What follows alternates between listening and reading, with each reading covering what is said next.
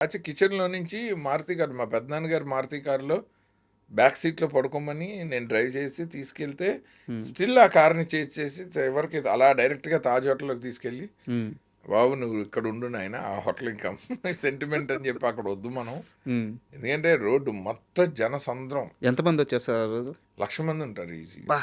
Just Uday Kiran అక్కడ ఉన్నారని తెలిసి కేవలం ఓ దగ్గర అక్కడ దిగాడని తెలిసి.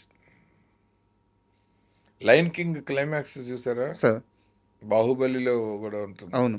అలా నడిచొస్తే అలాగ క్రేన్ అప్ చేస్తే ఈడే మన యువరాజు అని చెయ్యెత్తుతే మొత్తం కింద జన సందోహం.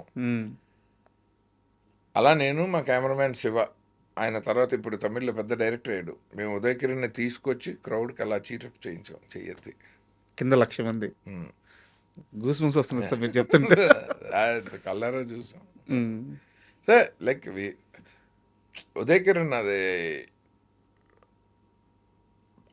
అసలు అతను అంటే నాకే అనిపిస్తుంది, అతను అన్ని దశలు చూసాడు, ఒక పరిపూర్ణమైన లైఫ్ చూసాడు. ఎవరెస్ట్ శిఖరం అంత లైఫ్ చూసాడు చాలా తక్కువ టైంలో. బ్యాక్ టు బ్యాక్ హిట్స్ కదా సార్. ఒక ఆర్టిస్ట్కి ఇంకా అంతకంటే ఏముంటుంది, అంత